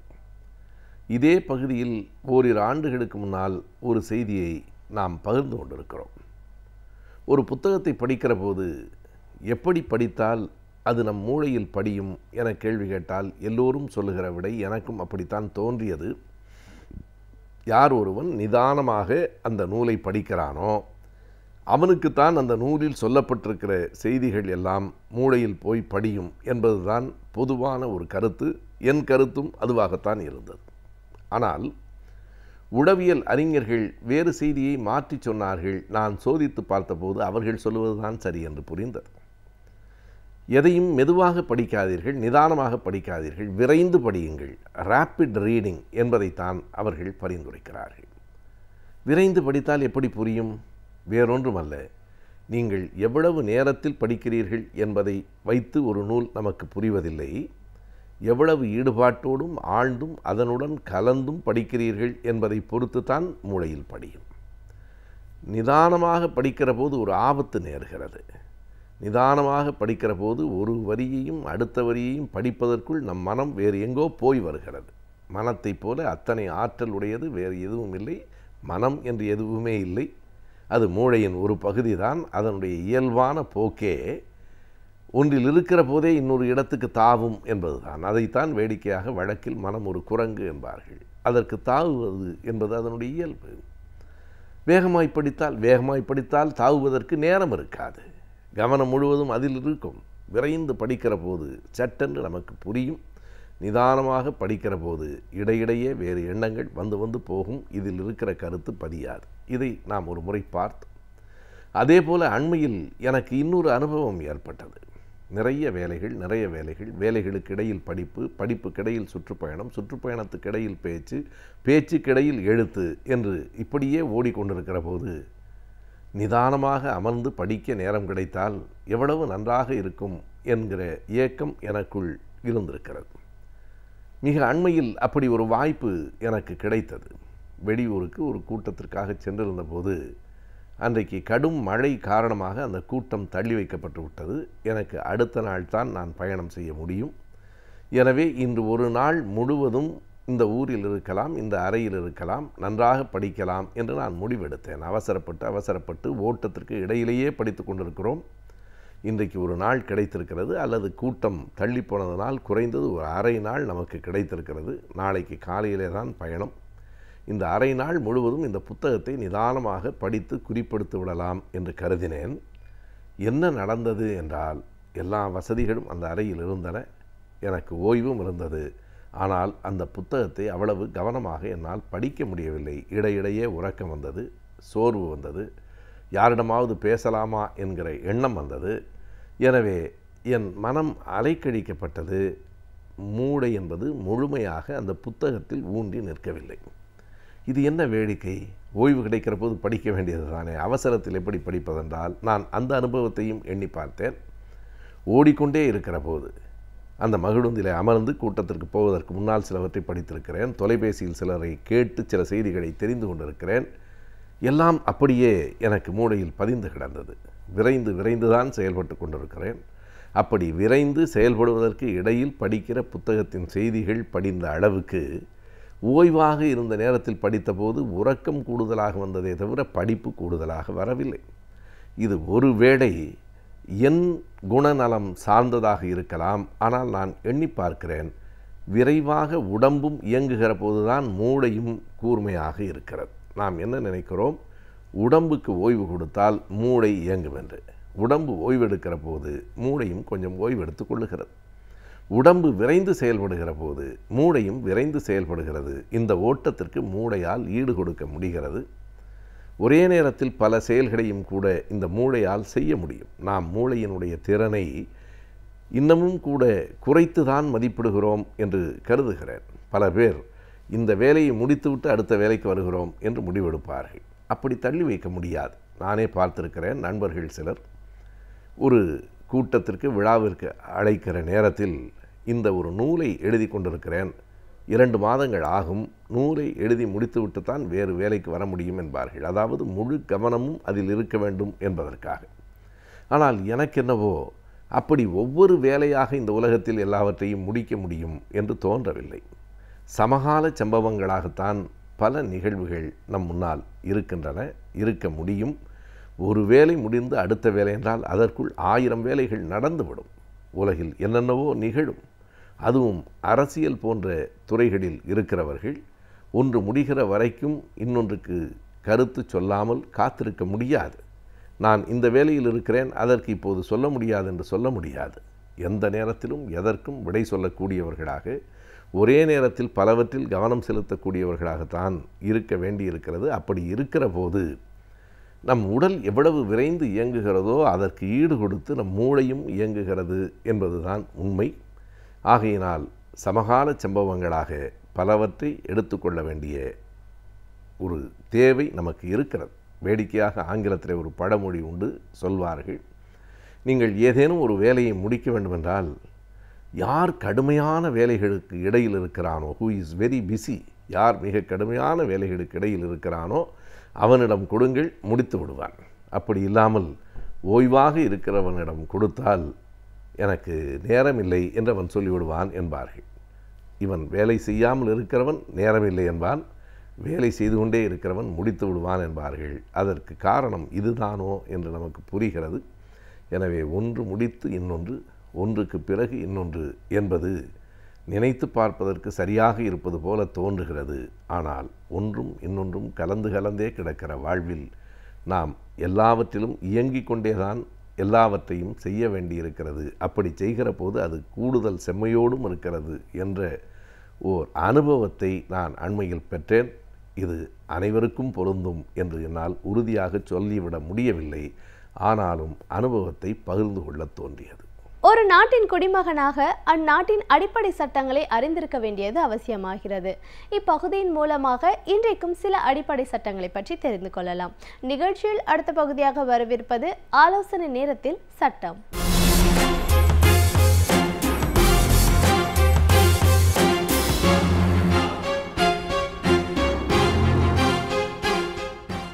வணக்கம். இந்த வாரம் ஆலோசனை நேரத்தில் நம்ம பேசக்கூடிய ஒரு முக்கியமான விஷயம், வாட்ஸ்அப்பில் இருக்கக்கூடிய ஒரு மெசேஜை நீங்கள் அனுப்பிட்டு யாரோ அனுப்பினது நான் ஃபார்வேர்டு தான் பண்ணினேன் அப்படின்னு சொல்லி தப்பிக்க முடியுமா என்கிற ஒரு அடிப்படையான கேள்வி. இந்த கேள்வி ஏன் எழுந்தது என்று சொன்னால், ஏற்கனவே ஒரு அமைப்பின் தலைவர் என்று சொல்லிக்கொள்கிறவர் அவர் இந்த மாதிரி ஒரு ஃபார்வேர்டு பண்ணுறாரு, அப்புறம் யாரோ செஞ்சுட்டாங்க, தப்பாக வந்துருச்சு அப்படின்னு சொல்லி தப்பிக்க பார்த்தார். அதுக்கப்புறமா கவர்னர் விழாவில் ஒரு பெண் பத்திரிகையாளரை மாண்புமிகு கவர்னர் அவர்கள் அப்படியே தட்டினார் அப்படின்னு சொன்ன உடனே அது தவறு என்று குரல் எழுந்தது. ஆமாம், இவங்கெல்லாம் இந்த இடத்துக்கு வராங்கல்ல, இவங்களுடைய யோகிதை எனக்கு தெரியாதா அப்படிங்கிற மாதிரி இன்னொரு அதே அமைப்பை சார்ந்த இன்னொரு தலைவர், முன்னாளில் அவர் பத்திரிகையிலலாம் இருந்திருக்கார், ஜேர்னலிஸ்டாக இருந்திருக்கார். அவர் பெண்களை மிக தரக்குறைவாக பேசியது வெளியிட்ட செய்தி பார்த்தோம். அதை எதிர்த்து மிகப்பெரிய ஆர்ப்பாட்டம் நடந்தது. ஊடகத்துறையிலே இருக்கிறவர்களும் சரி, பத்திரிகை துறையிலே இருக்கிறவர்களுமாக அனைவருமாக போய் ஒரு மனு கொடுத்து இவர் மேலே நடவடிக்கை எடுக்கணும். அப்போ ப்ரெஸ்ஸில் இருக்கக்கூடிய பெண்கள் எல்லாருமே, மீடியாவில் இருக்கக்கூடிய பெண்கள் எல்லாருமே தவறான நடத்தையினால தான் இந்த அளவுக்கு வந்திருக்காங்கன்னு சொல்லலாமா, அது எப்படி பேசலாம், பெண்களை கண்ணிய குறைவாக பேசலாமா அப்படின்னு. அப்போது உடனே அவர் ஆமாம் நான் மன்னிப்பு தெரிவிச்சுக்கிறேன், இதை வாபஸ் வாங்கிக்கிறேன், நான் அனுப்பலை, நான் படிக்காமலே ஃபார்வேர்ட் பண்ணிட்டேன் அப்படின்னு இல்லாத போய் தகுடு தத்தமெல்லாம் பண்ணினதை நம்ம பார்த்தோம்.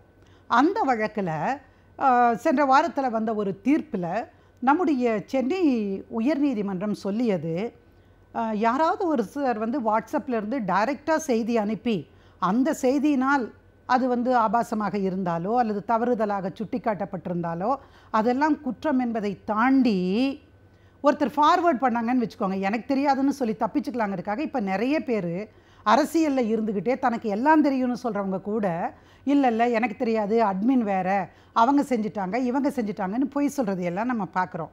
அப்போ அதுக்கு தான் நம்முடைய சென்னை உயர்நீதிமன்றம் ரொம்ப அழகாக சொல்லிச்சு, இல்லை ஃபார்வேர்டு செஞ்சாலும் அது குற்றம்தான். நீ ஃபார்வேர்டு செய்கிற பொழுது அந்த கருத்தை நீ ஏற்றுக்கொள்கிறாய் என்பதும், அதே போல் அந்த கருத்தை மற்றவர்களுக்கு தெரிவிக்க வேண்டும், டு எமனேட் தி செய்தி, அதுக்கான வாய்ப்பு இருக்கிறதுனால நீங்கள் செஞ்சது குற்றம் என்று நம்முடைய சென்னை உயர்நீதிமன்றம் சொல்லிடுச்சு.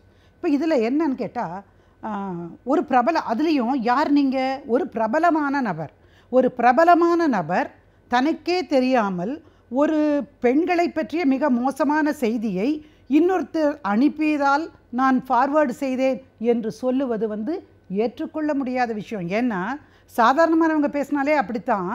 ஆனால் ஒரு பிரபலமானவர் பேசுகிற பொழுது அதுக்கு ஒரு இது இருக்கும் இல்லையா, அது மக்களின் மனதை வந்து மாற்றுவதற்கான ஒரு கருவியாக அமைந்துவிடும். எனவே யார் பேசுகிறாங்கங்கிறது இதில் ஒரு முக்கியமான விஷயம் சொன்னாங்க. ஆனால் என்னை பொறுத்த வரைக்கும் அது பிரபலமாக இருந்தாலும் சரி அல்லது வேறு சாதாரண மனிதராக இருந்தாலும் ஒரு வாட்ஸ்அப்பில் இருந்து வரக்கூடிய ஒரு கருத்தை அதை வந்து ஃபார்வர்ட் பண்ணினா அதனால் ஏற்படக்கூடிய எல்லா விளைவுகளுக்கும் பொறுப்பேற்க வேண்டும் அப்படிங்கிறது தான் என்னுடைய வேண்டுகோள். இதில் பிரபலமானவர்களுக்கு மட்டும் என்ன 2 கொம்பா முளைச்சிருது அப்படின்னு நான் நினைக்கிறேன். இதை எதிர்த்து அவர் உச்சநீதிமன்றம் சுப்ரீம் கோர்ட்டு போனார். கைது நடவடிக்கையிலிருந்து கொஞ்சம் விலகி நிறுத்தி வைக்கப்பட்டிருக்கிறார். ஆனால் இதில் என்ன விஷயம்னா ஃபார்வேர்டு செஞ்சால் என்ன குற்றம் அப்படின்னு. சமீபத்தில் இந்தியாவில் இருக்கக்கூடிய ஜனங்க எல்லாரையும் மக்களை பாதித்திருக்கிற ஒரு மிக மோசமான வியாதி என்று சொன்னால் ஒரு grand vomiting of information act அப்படின்னு சொல்லலாம்.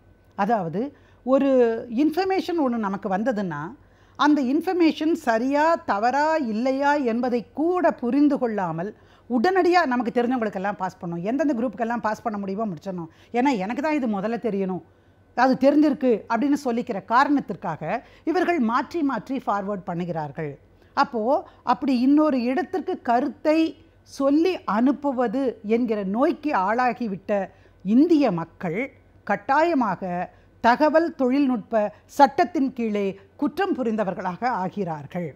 சரி, தகவல் தொழில்நுட்ப சட்டம் தான் அப்பப்போ மாறுதே. ஒரு தடவை 66A வந்து எடுக்கிறேங்கிறீங்க, அப்புறம் விடுறேங்கிறீங்க, இந்த மாதிரி நிறைய திருத்தங்கள்லாம் வருது. அதனால் அந்த சட்டத்தை ஏற்றுக்க முடியாதுன்னு நம்ம யாரும் பேச முடியாது.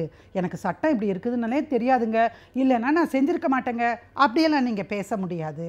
அப்போது தகவல் தொழில்நுட்ப சட்டம் மட்டும் அல்லாது இந்திய தண்டனை சட்டத்தின் உரிய பிரிவுகளும் வந்து உங்களை தண்டனை உரிய ஒரு குற்றவாளியாக அறிவிக்க வாய்ப்பினை தருகிறது. அது மட்டும் இல்லை, சில ஸ்பெசிஃபிக் ஆக்ட்ஸ் கூட இருக்குது. இப்போ பார்த்தீங்கன்னா அப்சீனிட்டியை வந்து பெண்களுக்கு எதிரான ஆபாசமான விஷயங்களை வந்து சொல்லுவதை தடை செய்வதற்கான ஒரு சட்டம் இருக்குன்னு வைங்க. அந்த சட்டத்தின் அடிப்படையிலையும் நீங்கள் வந்து கைது செய்யப்படுவீர்கள். ஒரு பெண்ணை கண்ணியக்குறைவாக நடத்துவது என்பதே வந்து அரசியல் சாசனம் மறுக்கிற பொழுது அப்படிப்பட்ட குற்றத்தை செய்கிற நபருக்கு தண்டனை கொடுக்கணுமா இல்லையா? அப்போது வாட்ஸ்அப்பில் நம்முடைய மக்களுக்கு நான் சொல்லக்கூடியதெல்லாம் குறிப்பாக பெண்களை பொறுத்த வரைக்கும் நான் சொல்கிறேன். ஏன்னா நிறைய பேர் நம்முடைய நாட்டில் வேலைக்கு போகாதவர்கள் இருக்கார்கள். நம்முடைய நேஷ்னல் டேட்டா படி பார்த்திங்கன்னா தேசிய கணக்கெடுப்பின் அடிப்படையில் பார்க்கிற பொழுது 27% பெண்கள் தான் இன்றைக்கு வேலைக்கு போகிறவர்களாக இருக்கிறார்கள். அப்போது மிச்சம் இருக்கக்கூடிய 63% பெண்கள் ஒன்றா மெகா தொடர்களில் மாட்டிக்கிட்டு சித்திரவதைப்படணும், அல்லது அழுகணும், அல்லது கற்பனைகளில் வச்சுக்கணும், அல்லது மாமியாராக இருந்தால் இப்படி கொடுமைப்படுத்தலாமா அப்படி படுத்தலாமான்னு நினைக்கலாம், அல்லது ஒரு பெண் வந்து இன்னொருத்தரோடு தவறாக உறவு கொள்ளலாமா என்று அப்படி போகலாம். அப்புறம் அது போக மிச்ச நேரம் எல்லாம் வாட்ஸ்அப்பை பார்க்கலன்னா தலை வெடிச்சு போயிடும். நமக்கு வேறு செய்தியை உடனே அடுத்தவர்களுக்கு கடத்தி ஆக வேண்டும். நான் எனக்கு தெரிஞ்ச ரொம்ப நெருங்கிய சொந்தத்தை ஒருத்தர்கிட்ட கேட்டேன், எதுக்கு நீ இவ்வளோ மெசேஜ் அனுப்புகிறப்பா அப்படின்னு கேட்டேன். இல்லை எனக்கு வருதுக்கா, அதை அப்படியே வந்து இன்னொருத்தருக்கு ஃபார்வேர்ட் பண்ணிட்டேன்னா என்னோடய பிரச்சனை தீர்ந்தது, அவ்வளோதான், அதோட டெலீட் பண்ணிடுவேன். அப்போது பிரச்சனை தீர்ந்தது என்று நினைத்து நீங்கள் கடத்துகிற அந்த விஷயம் உங்களை குற்றவாளியாக ஆக்கிவிடும் என்பதை மறந்து விடார்கள். சரி, அப்போ இதுக்கு என்ன பண்ணலாம்? அப்போது கட்டுப்படுத்துதல், தங்களை தாங்களே கட்டுப்படுத்தி கொள்ளுதல் என்பது ரொம்ப அவசியமான ஒரு விஷயம். ஒரு நிமிஷம், ஒரு 10 செகண்டு யோசித்து பாருங்கள். அதுக்கப்புறமா இதை அனுப்பலாமா வேண்டாமா அப்படின்னு யோசிங்க. ஏன்னா அதில் அந்த அனுப்பப்பட்ட செய்தியிலே ஆதாரத்தோடு இருக்கிறதா என்பது உங்களுக்கு தெரியாது. புரியுதா? இப்போ ஒரு ஜட்மெண்ட் வந்தது, இந்த ஜட்மெண்ட்டு இந்த வெப்சைட்டில் வந்திருக்கிறது, இந்த மாதிரி சொன்னார்கள்னு சொன்னால் அதை அனுப்புறதுல ஒன்றும் தவறு இருந்திருக்க முடியாது. ஆனால் அதே சமயம் இப்படி ஒரு பெண்ணை அடித்து கொலை பண்ணாங்க, இப்படி ஒரு பெண் வந்து மோசமான ட்ரெஸ்ஸை பண்ணா, இவ இப்படித்தான், அந்த மாதிரியான விஷயங்கள், அல்லது ஆண்களை பற்றி தாறுமாறான விஷயங்கள், இதையெல்லாம் சொல்லுகிற பொழுது அனுப்புவதற்கு முன்பு ஒரு முறைக்கு பல முறை நீங்கள் யோசித்து விட்டுத்தான் நீங்கள் அனுப்ப வேண்டும். அப்படி நீங்கள் அனுப்புகிறீங்கன்னா அதனால் வரக்கூடிய விளைவுகளுக்கு, இந்த தவறான செய்தியை கடத்தியதற்கு, மக்களின் மனதை மாசுபடுத்தியதற்கு நீங்கள் குற்றம் செய்தவராக ஆக வேண்டும். நான் கேட்குறதெல்லாம் பார்த்தீங்களா, உங்களுக்கு பிடிச்சா ரசிங்க, இல்லைன்னா உடனே டெலீட் பண்ணுங்க, அல்லது ஆதாரம் இருக்கிறதுன்னு மட்டும் தெரிஞ்சால் மட்டும்தான் நீங்கள் அனுப்ப முடியும். அதனால் ஃபார்வேர்ட் பண்ணினாலும் இனிமேல் குற்றம் என்பதை புரிந்து கொள்ள வேண்டும். அப்போ இந்த சட்டம் வந்திருக்கிறது அப்படிங்கிறதே இந்த தீர்ப்பில் சொல்லப்பட்டிருக்கிற விஷயங்கள் சட்டம் போல செயல்பட வேண்டும். ஏன்னா ஜுடிஷியல் பிரசிடென்ட்னு சொல்லக்கூடிய விஷயம் இது எல்லாம். அப்போ என்னென்னா, நாளைக்கு நீங்கள் போடுகிற ஒவ்வொரு வாசகத்திற்கும் அதுக்கான பின் விளைவுகள் வரும் என்பதனை யோசித்து கட்டுப்படுத்தி நீங்கள் செய்ய வேண்டும். ரெண்டாவது, சமீபத்தில் அமெரிக்கா போன போது கஸ்டம்ஸில் இருந்த ஒருத்தர் கேட்டார், ஓ யூ ஆர் ஃப்ரம் இந்தியா, உங்களதில் இவ்வளவு க்ரோர்ஸ் ஆஃப் பர்சன்ஸ் வந்து வாட்ஸ்அப்பில் இருக்கிறீங்க, இத்தனை பேர் இப்படி இருக்கீங்க அப்படின்னு சொன்னார். அப்படி உலக அளவில் நம்மளுடைய ஃபோன் மேலே இருக்கக்கூடிய அந்த தீவிரம், அந்த செய்திகளை பரிமாறிக்கொள்வது அல்லது சமூக ஊடகங்களிலே செய்திகளை சொல்லுவது, இந்த விஷயங்களில் நாம் அதீதமான ஆர்வத்தோடு இருக்கிறோம். இதை கட்டுப்படுத்த வேண்டியது அவசியம். அதை கட்டுப்படுத்துவதற்காகவே இப்படிப்பட்ட தீர்ப்பு வந்திருக்கிறது என்று நான் கருதுகிறேன். இதில் பிரபலங்கள்னு தனித்து பார்க்காம யார் அனுப்பினாலும் தப்பு என்று வர வேண்டும். அப்படிப்பட்ட நிலை வருகிற பொழுது தான் நம்ம கை கொஞ்சம் ஃபார்வேர்டு பண்ணுறதுலேருந்து நிறுத்தும், தப்பான செய்திகளை அனுப்பாது. எனவே ஜாக்கிரதையாக இருங்க. வீட்டில் இருக்கிற பெண்கள் இன்னும் ஜாக்கிரதையாக இருக்க வேண்டும் என்று நான் கேட்டுக்கொள்கிறேன். நம் மனம் சீராக இருந்தால்தான் நம்முடைய எண்ணங்களும் செயல்பாடுகளும் சிறப்பாக இருக்கும். நம் மனதை எவ்வாறு சீராக வைத்துக் கொள்ளலாம் என்ற தகவல்களை இன்றைக்கும் நம்மிடையே பகிர்ந்து கொள்ள வந்திருக்கிறார் டாக்டர் பதுர் மொய்தீன் அவர்கள். நிகழ்ச்சியில் நிறைவு பகுதியாக வரவிருப்பது மனமே மனமே.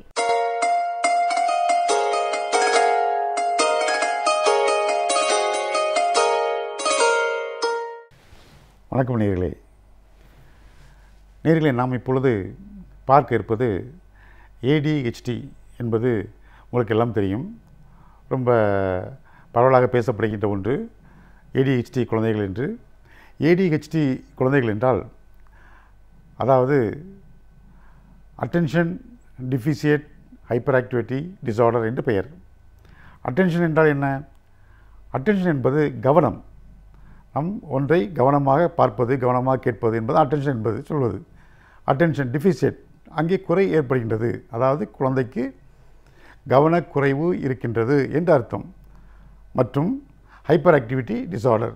ஹைப்பர் ஆக்டிவிட்டி என்றால் அதிக சுட்டித்தனம், பரபரப்பு என்று பெயர். ஆக மொத்தத்தில் இந்த குழந்தைகளை ADHD என்று கூறுகின்றோம்.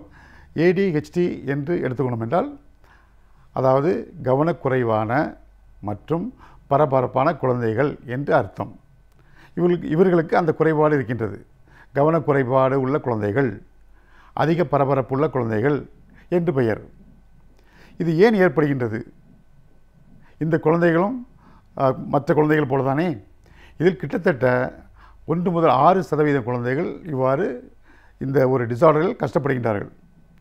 அதாவது இது எந்த வயதில் ஏற்படுகிறது என்றால், பொதுவாக 6 வயதில் தான் இது தெரிய ஆரம்பிக்கும். 6 வயதுக்கு முன்பாக குழந்தைகள் குறும்புத்தனம் பண்ணுறது, சுட்டித்தனம் பண்ணுவது, அதிகமாக பரபரப்பு இருப்பது சகஜமான ஒன்று தான். அது ஒன்றும் பெரிதாக சொல்வதற்கில்லை. சிறு குழந்தைகள் இருக்கும். ஆனால் சிறு குழந்தைகளில் அதிகமான பரபரப்பு 6 வயதிற்கு கீழாக குழந்தைகளை 3 வயது 4 வயதிலே பார்க்கின்றோம். அந்த குழந்தைகள் அதிகமாக பரபரப்பு, அதிகமாக சுட்டித்தனம் அதிகப்படியாக இருந்தால், அதாவது மற்றவர்களை சங்கடப்படுத்தக்கூடிய அளவுக்கு அவனுடைய பரபரப்பு இருந்தால் அந்த குழந்தைகள் ஹைப்பர் ஆக்டிவிட்டி குழந்தைகள் தான். ஆனால் அதை ADHD என்று சொல்ல முடியாது. அது மனநோயின் ஒரு அறிகுறியாக இருக்கலாம். அந்த அட்டென்ஷன் டெஃபிசிட் என்பது, அந்த பரபரப்பு என்பது ஒரு நோயினுடைய தன்மையாக இருக்கலாம். அதாவது அந்த குழந்தைக்கு மனநோயாக இருக்கலாம், மன வளர்ச்சி குறைவாக இருக்கலாம். ஆக பல வகையிலும் இருக்கலாம். ஆகவே அதை அட்டென்ஷன் டெஃபிசிட் என்று கூற முடியாது 6 வயது கீழாக குழந்தைகள் இருந்தால். இந்த ADHD என்பது 6 வயதில் தான் ஆரம்பிக்கும். 5 முதல் 6 வயதில் தான் ஆரம்பிக்கும். அதுவரை நன்றாக இருந்த குழந்தை, சாதாரணமாக இந்த குழந்தை, யாருக்கும் தொந்தரவு இல்லாத குழந்தை, தொந்தரவு கொடுக்காத ஒரு குழந்தை திடீரென்று 6 வயதில் வரும்போது பரபரப்பாக இருக்கும். அதாவது அட்டென்ஷன் இருக்காது. அப்படி என்றால் தான் அதை attention deficit hyper activity children என்று கூற முடியும். அதற்கு கீழே 6 வயது கீழாக இருந்தால் அது மன வளர்ச்சி குறைபாடாக இருக்கலாம், மனநோயின் குறைபாடுகளாக இருக்கலாம், வேறு எது காரணங்களாக இருக்கலாம். ஏனென்றால் இது காரணங்கள் ஒன்று மனநோயின் காரணமாக இருக்கலாம், உடல் நோயின் காரணமாக கூட இருக்கலாம். அந்த பரபரப்பு என்பது அது மட்டும் இல்லாமல் அந்த பரபரப்பு காரணம், அதாவது வலிப்பு நோய் உள்ள குழந்தைகளுக்கு சில மருந்துகள் கொடுப்பார்கள். அதை பார்பிச்சுரேட் என்று கார்டினால்னு சொல்லுவோம். அதுபோல் தூக்க மாத்திரைகள் என்றால் எல்லா தூக்க மாத்திரைகளும் அல்ல. அந்த பார்பிச்சுரேட் என்று கார்டினால்னு சொல்கின்றோம், ஃபினோபார்பிட்டோன். அந்த மாத்திரைகளை சிறு குழந்தைகளுக்கு கொடுப்பது வழக்கம். அதாவது வலிப்பு நோய் உள்ள குழந்தைகளுக்கு. அந்த மாத்திரைகள், அந்த மருந்துகள் கூட இதுபோல் பரபரப்பை உண்டாக்கும். ஆகவே மருந்துகள் மூலமாகவும் இந்த பரபரப்பு வரலாம், மனநோயின் மூலமாக வரலாம், மன வளர்ச்சி குறைபாடின் மூலமாகவும் வரலாம். இதெல்லாம் ஒரு காரணங்கள். அவளுக்கு பொதுவாக இது வருவது 6 வயதில் தான். இந்த 6 வயதில் வரும்போது இதெல்லாம் இல்லாமல் இருந்தால், அதாவது வலிப்பு நோய் இல்லாமல் இருந்தால், இதுபோல் நோயின் தன்மைகள் இல்லாமல் இருந்தால், இது எல்லாம் இல்லாமல் இருந்தால்தான் இதை ADHD என்று கூறுகின்றோம். இது 6 வயதில் தான் கிட்டத்தட்ட தெரிய ஆரம்பிக்கும். இதுக்கு என்ன கூறுகின்றார் என்றால், இது 1858ஆம் ஆண்டு ஹாஃப்மன் ரிச் என்பவர் இதை கண்டுபிடித்தார். அது மட்டுமல்லாமல் வீட்டில் இருந்தோம் என்றால் சில வீடுகளில் இந்த குழந்தைகளை கட்டி போட்டிருப்பாங்க, கட்டியை போட்டு வச்சுருப்பாங்க. ஏன்னா சமாளிக்க முடியாத குழந்தைகளை. அது அவர்களிடம் இருப்பது என்னவென்றால் அட்டென்ஷன் டெஃபிஷியட், கவனக்குறைவு ஒன்று இருக்கும். அடுத்தது பரபரப்பு இருக்கும். மூன்றாவது இம்பல்ஸ் ஆக்டிவிட்டி இருக்கும். திடீர்னு உடச்சி போடுவாங்க. நல்லா பேசிகிட்டே இருப்பாங்க, சாதாரணமாக இருப்பாங்க, திடீர்னு போட்டு உடச்சிடுவாங்க. கேமராவையோ விலை உயர்ந்த பொருள் எல்லாம் அவர்களுக்கு தெரியாது, உடனே எடுத்து உடச்சிடுவாங்க. அப்படியே உட்காந்துக்கிட்டு இருந்த மாதிரி இருப்பாங்க, டக்கான்னு எடுத்து உடச்சிடுவாங்க. இப்போ நம்மளுடைய ஆலோசனை ரூமுக்கு வருகின்றார்கள், கன்சல்டிங் ரூமுக்கு வருகின்றார்கள். அது டேபிளில் எந்த பொருள் இருக்கிறது என்பதை ஒவ்வொன்றாக பார்த்து ஒவ்வொன்றாக எடுத்து அதை 2ஆக்கி விடுவார்கள். வீட்டில் எல்லா பொருட்களுமே 2 இருக்கும். ஃபோன் எடுத்துக்கோ என்றால் உட்கொள்வார்கள், எதை எடுத்து ரிப்பேர் பண்ணுவார்கள். ரிப்பேர் அதை உடச்சி ஓப்பன் பண்ணி பார்த்துட்டு ரொம்ப சீரியஸாக தெரியும். பார்ப்பதற்கு அவர்கள் ரொம்ப திறமையாக அவர்கள் அதை பார்ப்பதாக தெரியும், ரொம்ப கவனமாக பார்ப்பதாக தெரியும். ஆனால் அதில் ஒன்றுமே இருக்காது. அதை உடைத்து போய்ட்டு விடுவார்கள், இல்லை பிரித்து விட்டு திருப்பி மாட்ட தெரியாது, அப்படி வச்சுட்டு போயிடுவாங்க. எல்லாம் அங்கே அரகரையாக இருக்கும். எல்லாமே எந்த பொருளையும் சரி ரொம்ப தெரிஞ்ச மாதிரி எடுத்து அப்படி எப்படி பண்ணுவாங்க. கடைசியில் அதை ரிப்பேர் ஆகிரும், போட்டு போயிடுவாங்க. எதையுமே முழுமையாக செய்து முடிக்க மாட்டார்கள். இதனால் வீட்டில் என்ன செய்யும், வீட்டில் பயப்படுவாங்க. எல்லா பொருளும் அதாவது பயபக்தியாக எடுத்து வைத்திருப்பார்கள், பூட்டி வைத்திருப்பார்கள். எந்த பொருளையும் நாம் கேர்லெஸ்ஸாக வைக்க முடியாது, சாதாரணமாக வைக்க முடியாது. வீட்டில் என்றால் நாம் சாதாரணமாக பொருட்களை வைத்து விடுவோம். சாதாரணமாக பொருட்களை நாம் வைப்பது நம்முடைய வழக்கம். பொதுவாக எல்லா பொருட்களையும் நாம் பூட்டி வைத்திருக்க முடியாது, எல்லா பொருட்களையும் நாம் பாதுகாத்திருக்க முடியாது. ஆனால் இந்த குழந்தைகள் அப்படி இல்லை. நாம் எப்படி இருப்போம், இந்த நேரத்தில் எதை உடைப்பான், எதை பிளப்பான்னு சொல்ல முடியாது. அதுபோல் இருக்கும் இந்த குழந்தைகளுடைய. அதாவது சேதாரம் அதிகமாக இருக்கும், சேதாரங்கள் அதிகமாக இருக்கும், சமாளிக்க முடியாது இவர்களால். அது மட்டும் இல்லாமல் பக்கத்து வீட்டுக்கு போகிறாருந்தா பக்கத்து வீட்டில் பூட்டி வச்சுருவாங்க. இந்த பையன் வரானோடனே பக்கத்து வீட்டில் பூட்டி வச்சுருவாங்க. வாடகை வீட்டுகளில் இருப்பவர்களுக்கு எடுத்துக்கணும் என்றால் அதை ஓனரே சொல்லுவாங்க, சீக்கிரம் வீட்டை காலி பண்ணிடுங்க அப்படின்றவாங்க. சமாளிக்க முடியாது அந்த குழந்தைகளை. இந்த குழந்தை வீட்டுக்கு வருதுனாலே எல்லாம் வீட்டில் எல்லாம் லாக் பண்ணி வச்சுருவாங்க. இந்த குழந்தை வருது அப்படி எல்லாத்தையும் பத்திரப்பட்டி வச்சுருப்பாங்க. இந்த குழந்தை சேட்டை பண்ணுற குழந்தை அப்படின்னு சேஷ்டை அதிகமாக இருக்கும் என்று. ஸோ இது போல் அதிகப்படியாக இருக்கும், அது சமாளிக்க முடியாமல் இருக்கும். சேதாரங்கள் அதிகமாக இருக்கும், நம்மளுடைய செலவுகள் அதிகமாக இருக்கும். அது மட்டும் இல்லாமல் இந்த குழந்தைகளை நாம் வெளியில் கொண்டு செல்ல முடியாது, வெளியில் கூட்டத்துக்கு செல்ல முடியாது. ஒரு நல்லது கெட்டது, ஒரு கல்யாண காட்சிகள், ஒரு முக்கியமான வைபவங்களுக்கு செல்ல முடியாது, பீச்சுக்கு செல்ல முடியாது. சென்றோம் என்றால் நம்ம கையை பிடிச்சிட்டு இருப்போம், திடீர்னு கையை விட்டுருவோம், அப்புறம் பார்த்தா எங்கேயோ போயிடுவோம், காணாமல் போயிடுவோம். தேடி தான் அலையணும். நாம் பார்க்கின்றோம், அதாவது கடற்கரையில் எல்லாம், மெரினா கடற்கரையில் எல்லாம் குழந்தைகளை காணவில்லை என்று. அது எல்லாம் பொதுவாக இந்த ADHD குழந்தைக்கு தான் இதுபோல் ஆரம்பிக்கும். இதுபோல் அதாவது தேட ஆரம்பிக்க வேண்டியது இருக்கும், காணாமல் போய்விடும். நம்ம கையை பிடிச்சிட்டே இருப்போம், திடீர்னு காணாமல் போயிடும். நம்ம கொஞ்சம் அப்படி விலகத்துக்குள்ளே கை விட்டுருவோம், விட்டுட்டு ஓடிடுவாங்க, கிடுகிடுன்னு ஓடிடுவாங்க. எங்கே போகிறாங்கன்னு தெரியாது, அவர்களுக்கும் இடம் தெரியாது, போயிட்டு வருவதற்கு வழி தெரியாது. பெற்றோர்களை விட்டுவிட்டு அவர்கள் திணறுவார்கள். கடைசியில் காவல்துறையிடம் அவர்கள் இருந்து கொண்டு திருப்பி நம்ம அழைப்புகள் வரும், குழந்தை காணவில்லை என்று. இதுபோல் காணாமல் போகிற குழந்தைகள் இது மாதிரி கூட்டங்களுக்கு இவர்களை கொண்டு செல்வது மிக கடினமாக இருக்கும். இந்த கடினங்கள் காரணமாக தான் பெற்றோர்களால் சமாளிக்க முடியாது, என்ன செய்வதுன்னு தெரியாது. ஒரு இடத்துக்கு கூட்டு செல்ல முடியாது, ஒரு வீடுகளுக்கு கூட்டு செல்ல முடியாது, நல்ல ஒரு திருமணத்துக்கு செல்ல முடியாது, சொந்தக்காரங்க வீட்டுக்கு செல்ல முடியாது. இந்த குழந்தையால் ஏன் இந்த குழந்தையை பெற்றோம் என்ற ஒரு ஒரு நிலைமை பெற்றோர்களுக்கு வரக்கூடிய அளவுக்கு அந்த குழந்தை சேட்டை செய்யும். மேலும் அது பள்ளியில் அவர்கள் எவ்வாறு இருக்கின்றார்கள் என்பதை நாம் அடுத்த முறை பார்ப்போமே. நன்றி, வணக்கம். அன்றைக்கு ஏந்திய கொடி இந்த கையிலேதான் 1938ஆம் ஆண்டு புலி, வில், கயல் என்ற 3 சின்னங்களும் பொறித்த தமிழ்கொடி ஏந்திக்கொண்டு இந்தியை திணிக்கக்கூடாது, கட்டாய இந்தியை நாங்கள் ஏற்றுக்கொள்ள மாட்டோம் என்று திருவாரூர் வீதியில் பள்ளி சிறுவனாக நான் பவனி வந்தேன். ஏறத்தாழ 14 வயது சிறுவனாக இருந்த காலத்திலே அன்றைக்கு ஏந்திய இந்தி திணிப்பை எதிர்ப்போம் என்ற அந்த கொடியை இன்னமும் என்னுடைய கையிலே இருந்து கீழே போடவில்லை.